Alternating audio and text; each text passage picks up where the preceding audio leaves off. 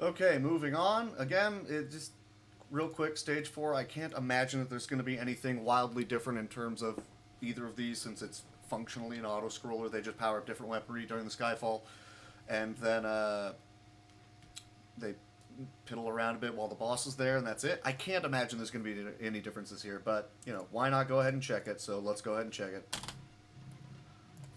Start the timer. I think Fizz is slightly ahead. Yeah.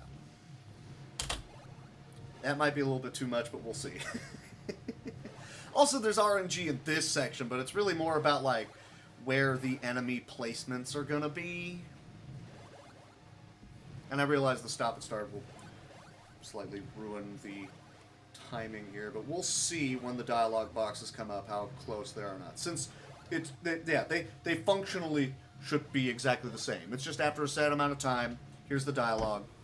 He's still very, very slightly ahead. I don't know if that'll correct it or not, but the ship, it looks close. It looks close. Close enough. I don't think that's anything I'm going to lose sleep over.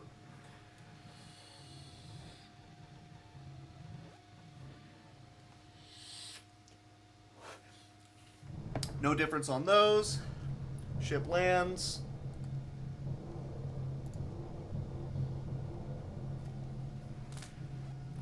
I realize I could also be syncing this up with the sound, maybe, but I didn't want to have both sound going at the same time because I figured that would be incredibly jarring, just as an example.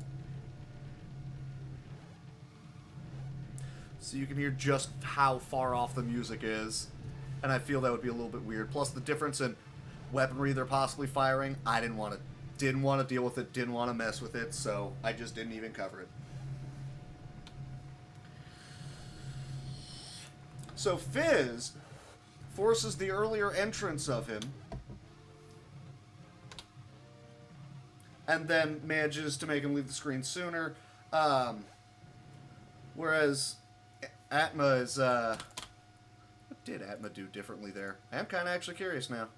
What were you doing that was so different? I think it was just going all the way to the right because Beldark has to appear on the right side of the screen, so then you have to wait for Beldark to show all the way up. That's why you're going to want that guy, whose name I don't remember. You're going to want him as close to the right as possible so Beldark can immediately show up. And we, the runners of the game, we figured out pretty early, he'll show up. He's not immediately able to be hit. He needs to finish his... He will take damage, I guess. He can be hit. He just won't take damage.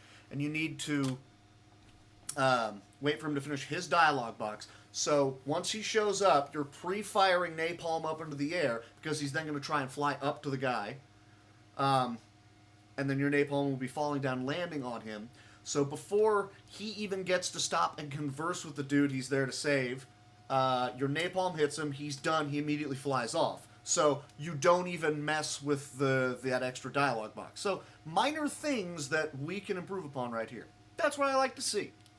Now this next stage is going to have a few things that I want to just compare against. So that one's going to be its own video. Plus I need to go ahead and resync these up. So that's it for stage 4. Be back shortly.